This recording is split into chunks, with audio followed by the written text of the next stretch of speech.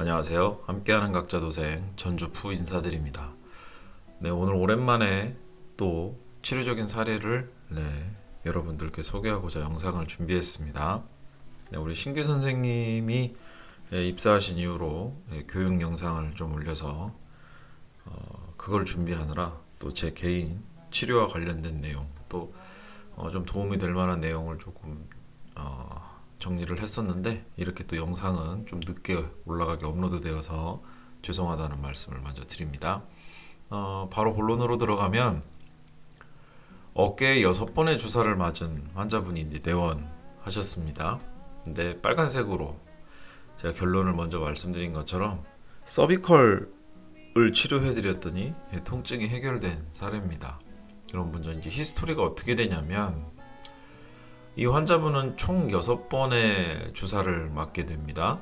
왜냐하면 어깨 통증으로 인해서 밤에 잠을 좀 이루기가 힘든 그런 경험을 하시고 낮에 활동할 때도 역시 마찬가지로 팔을 많이 쓰게 되는데 통증으로 이제 일을 보기가 힘듭니다. 이제 뭐 컴퓨터 작업이라든지 아니면 뭐 집에서 이제 음식을 준비하는 일이라든지 이런 일들을 포함해서 특히 이제 업무 시간에 더 좀 이 통증을 많이 느끼는 경우가 있고요. 또 이분의 특징적인 어떤 사례는 해마다 겨울에 뜨개질을 이제 해오셨어요. 그래서 목도리나 장갑을 이제 지인들에게 선물해왔고 역시 이제 이번 겨울에도 이제 그러하셨습니다. 근데 이제 2021년 1월부터 어깨가 아프기 시작했다라는 점을 분명히 환자분은 기억하셨고 평소에도 이제 뜨개질을 하고 나면 이제 뜨개질을 하고 난 후에 이제 조금씩 이제 통증이 왔던 것이 이제 금방금방 해결이 되었었기 때문에 이번에도 의뢰 뭐 똑같은 상황이겠지라고 생각을 하셨으나 그 예상과 기대와는 다르게 통증은 계속해서 심해졌고 기간이 계속해서 길어지는 상황이었습니다. 그래서 이제 불안한 마음에 집 근처에 있는 통증의학과에 가서 먼저 어깨 주사를 2번 맞고 어깨에 대한 물리치료를 이제 처방이 나와서 어깨에 대한 물리치료를 계속 했는데 좋아지진 않았습니다. 근데 어깨 주사가 2회지만 물리치료도 역시 2회는 아니고요. 물리치료는 그보다 더 많은 기간을 이제 물리치료를 해오셨다 그래요. 그런데 이제 여전히 어떤 유의미한 그런 자신의 어떤 상태가 좋아지지 않기 때문에 이제 지인의 소개로 이제 어깨 전문 병원으로 이제 가게 됩니다. 이제 거기에서 1년에 이제 어떤 어깨 상태에 대한 설명을 듣고 총 4번에 걸쳐서 주사를 맞고요.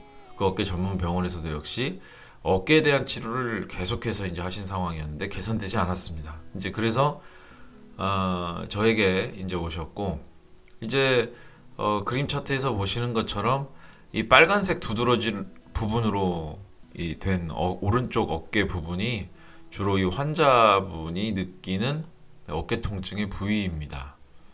낮과 밤에 통증이 자주 발생하고 그러나 다행스러운 것은 이 통증이 수면을 방해하지는 않았어요. 잠이 들면 깰 정도의 그런 통증의 종류는 아닙니다. 참고적으로요, 잠을 못 이룰 정도의 통증이라면 조금 더 심도 깊은 검사가 필요해요.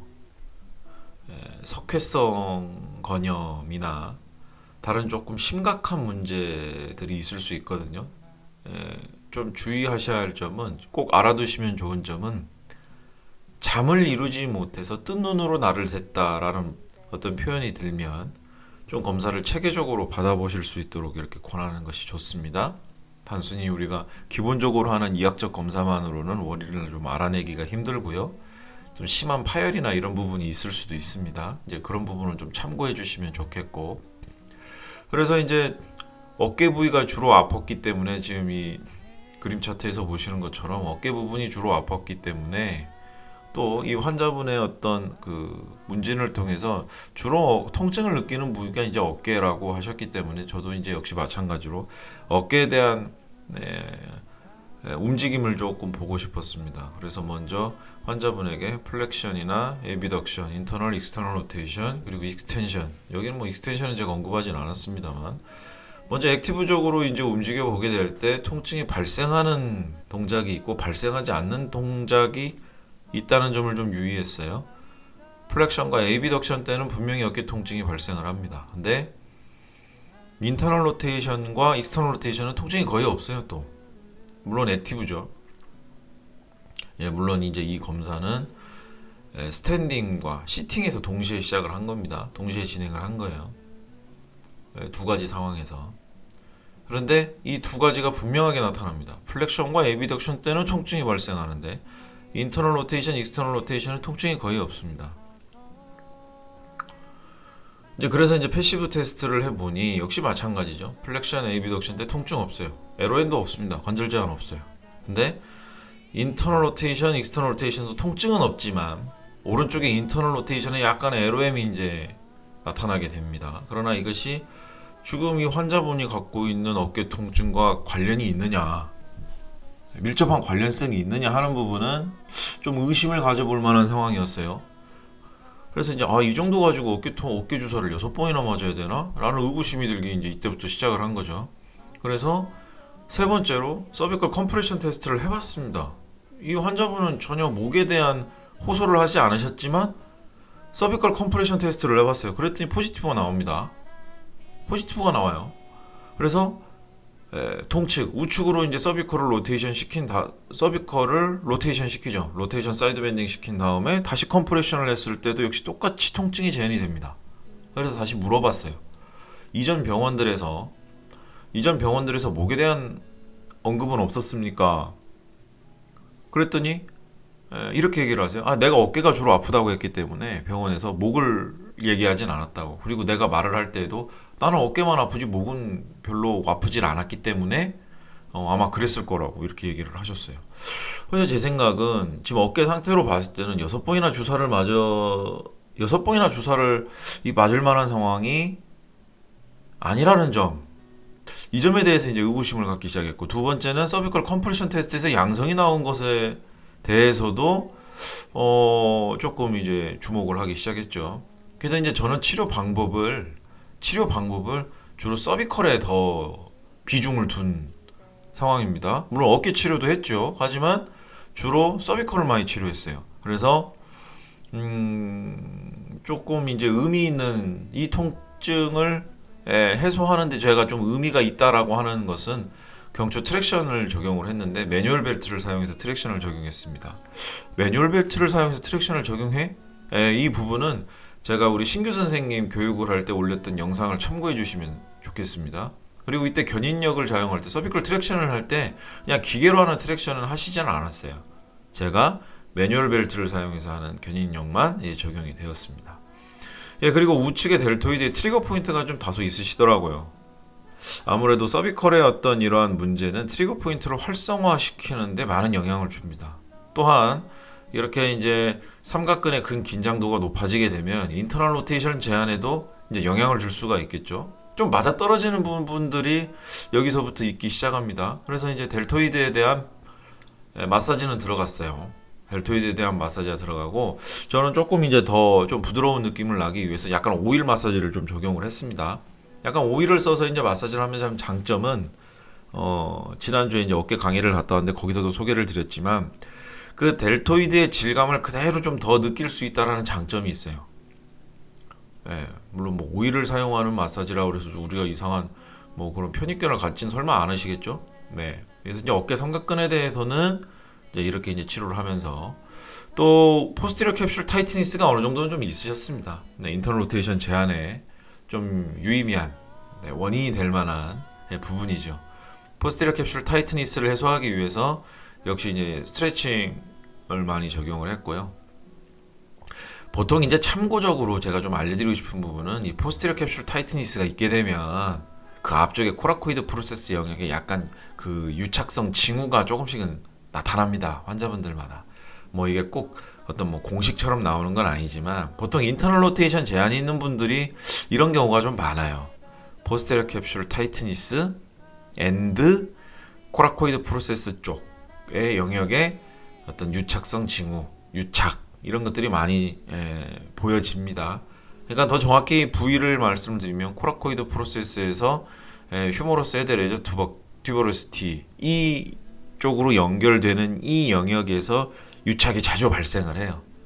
뭐 심한 이 환자분 같은 경우는 그 유착이 그렇게 뭐 심한 경우는 아니었지만, 그래서 이제 그럼 유착성을 어떻게 알 수 있느냐 보면 팔을 에이비덕션 시키거나 플렉션 시킬 때요. 우리 팩머슬 있죠. 팩머슬 쪽이 쭉 플렉션을 올려보면 약간 날카로운 모양을 띄어요. 마치 종이장처럼 예리하게. 이거는 말로 설명드리긴 좀 어렵네요. 직접 그 환자를 보면 딱 나오는데. 어쨌든 그래서 이제 그 영역에 그런 현상이 생기면 이건 유착성 징후가 약간 포착이 되는데 이렇게 이해하셔도 크게 무리는 없습니다. 그래서 이 부분에 대해서는 이제 체외 충격파를 좀 적용을 해드렸죠. 포스테리어 캡슐 타이트니스는 스트레칭 위주로, 그리고 코라코이드 프로세스 쪽에는 이제 체외 충격파를 좀 적용을 해드렸습니다. 치료 정리를 해보면 서비클 트랙션, 그리고 트랙션과 더불어서 이제 경추에 대한 매뉴얼 치료가 들어갔고요. 수동적인 치료가 들어가고, 그 다음에 이제 델토이드에 대한 부분, 그리고 어깨 자체에 대한 가동성 증진을 위한 부분, 이렇게 이제 이런 부분들이 이제 치료에 복합적으로 적용이 되었다고 보시면 되고, 정확히 치료 8회가 끝나고 통증을 전혀 느끼지 않는 상태가 되셨습니다. 그래서 이제 치료를 종결했죠. 졸업시켜드렸어요. 졸업시켜드리면서 이제 그동안 이제 다시 재발되지 않도록 자활하실 수 있도록 어깨를 어떻게 쓰셔야 되고, 그리고 이 부분이 목에서 기인했다라는 점을 좀 인식을 도와드리기 위해서 좀 충분한 어떤 교육이 이루어졌습니다. 뭐 교육 자료는 뭐 사진도 사용하고 여러 가지 이제 제가 원리도 좀 설명을 드렸고요. 그래서 목이 계속해서 이제 아래로 숙여지는 그러한 자세들을 최대한 방지하고, 업무 중에 그러한 것들이 있다면 그러한 것들을 그런 업무를 하신 다음에 어떤 운동을 해야 이런 통증이 다시 재발되지 않을 수 있는지, 이런 부분에 대한 교육이 이루어졌습니다. 자, 이렇게 해서 이제 치료를 마무리 지었는데요. 우리가 좀 이 사례를 통해서 생각해 볼 수 있는 부분은 6번 정도 주사를 맞았으면, 이제 주사를 놨다는 얘기는 어떻게 보면 어깨 자체의 주사를 통해서 해결될 수 있다라는 예측이거든요. 주사를 놨다는 것은. 그죠? 어깨 통증을 주사로 해결될 수 있다. 그러면 주사로 해결될 수 있는 예측 가능한 문제가 뭐냐? 분명히 이제 의사 선생님들은 이제 이런 가설을 세우고 주사를 놓으셨을 거예요. 또 어깨 문제가 주일 것이다라는 어떤 예상을 가지고 물리치료 처방을 내셨을 겁니다. 근데 이제 이게 이제 치료가 잘 되지 않았죠. 이런 사례를 통해서 우리가 조금 생각해 볼 수 있는 부분은 뭐냐면, 어깨 치료를 할 때는 제일 먼저 목을 먼저 치료해 봐야 된다는 거예요. 강의 때도, 강의를 하면서도 계속 강조를 드리지만, 어깨가 아프다고 해서 사실 이 환자분도 목이 아프다는 얘기는 안 했기 때문에 물론 이제 그럴 수 있습니다만, 그렇다 하더라도 반드시 목은 살펴봐야 돼요. 반드시 목은 살펴봐야 됩니다. 무슨 말인지 아시겠죠? 그래서 이제 내일 또 혹시 이러한 비슷한 사례를 만나는 경우가 생기신다면, 주로 어깨가 아프다고 하면 사실은 액티브 테스트나 패시브 테스트에서 어깨에 관한 문제가 두드러지게 나와야 돼요. 특히. 그리고 임핀지먼트 신드롬을 양상을 띠는 경우는 사실 이제 움직일 때 아프다는 특징적인 그게 있습니다. 환자의 문진 속에. 그러니까 팔을 이렇게 올리면 아파요라는 게 있어요. 근데 낮이나 밤에 자주 통증이 생겨요라는 이런 낮과 밤 같은 이런 표현은 잘 안 써요. 임핀지먼트 신드롬. 물론 이제 낮에 이제 많이 움직이게 되니까 낮에 움직이게 되면 더 아프고, 그냥 움직임에 주로 환자가 초점을 맞춥니다. 임핀지먼트 신드롬. 시기에 초점을 맞추기보다는 하루 일과 중에 좀 그런 문진에 좀 그런 특징이 있어요. 그러니까 우리가 대화를 나누면서 그런 환자의 어디에 포커스를 맞추는지 무의식적으로 이제 그런 것들이 좀 유의하게 듣는 연습을 하시면 좋아요. 또 한 가지 의미 깊게 좀 생각해 보셔야 될 부분은, 액티브 테스트에서 분명히 통증이 발생하는데요. 인터널 로테이션, 익스터널 로테이션 때 LOM이 있습니다. 임핀지먼트는 LOM이 있어요. 근데 이분은 통증도 거의 없고 패시브 테스트를 했을 때의 LOM이 약간 느껴질 수 있는 정도거든요. 액티브 테스트에서는 거의 뭐 LOM을 느낄 수가 없어요. 그냥 통증이 거의 없기 때문에 그냥 쭉쭉 이제 진행이 돼요. 그냥 이 연세 이 성별에 나타날 만한 그런 정상 각도에 가까운 그런 상황입니다. 아, 참고적으로 이제 연령 성별을 말씀을 안 드렸네. 예, 연령은 60대고요. 성별은 여성입니다. 가정주부시고요. 이 사례는. 그래서 임핀지먼트 신드롬과 지금 보면 이 서비컬에서 나타나는 페인, 이 차이를 좀 유의해서 좀 보시면 좋겠어요. 액티브 테스트나 패시브 테스트에서 분명히 LOM이 나와요. 임핀지먼트 신드롬은 둘 다. 예. 네, 그런 특징이 있고. 이제 이게 캡슐 타이트니스 또 프로준 숄더의 양상을 띈다면 더 관절 제한, LOM이 더 양방향에서 많아지죠. 양방향뿐만 아니라 다 방향이 되겠죠. 이런 정도라면 한번 의심해 볼 만하다. 서비컬의 관련성을 의심해 볼 만하다. 이렇게 말씀을 드리고 싶습니다. 그리고 우측에 이렇게 잠깐 제가 이제 얇은 선으로 빗금을 쳐놓은 게 있거든요. 예, 이 부분도 이제 이 환자분이 통증을 느끼는 영역이었어요. 그러나 주로 우측에 이제 통증이 많이 느껴졌다는 거죠. 네. 이렇게 여러 번의 주사를 맞았는데도 불구하고 어깨 통증이 제대로 빨리 좋아지지 않는 그런 케이스를 지금 담당하고 계신다면 목 치료를 해보시고 서비컬 치료를 분명히 비중을 좀 늘려보시는 것을 좀 권해드립니다. 어깨 치료의 비중을 좀 줄이고 서비컬 치료의 비중을 조금 늘려가면서 통증 양상의 변화를 지켜보신다면 좀 도움이 되리라 생각됩니다. 이런 일련의 사례들을 모아보면요, 하나의 데이터가 형성되게 되는데, 또 제 유튜브를 보시면 여러 가지 사례를 계속 올려놔요. 여러 가지 사례를 계속 올려놓습니다. 비슷한 사례들이 분명히 많이 있거든요. 근데도 거기서 약간의 차이들이 있어요. 또 접근하는 방식의 차이가 있고요. 그러니까 제 영상을 좀 두루두루 보시면서 어떻게 접근하는지, 또 문진이나 제 치료 방법이 어떤 부분이 조금씩 차이가 있는지, 그러한 점들도 좀 폭넓게 같이 보시고 또 궁금한 점 댓글 남겨주시면 감사하겠습니다. 네, 지금까지 끝까지 시청해주신 많은 또 모든 구독자분들 감사드립니다.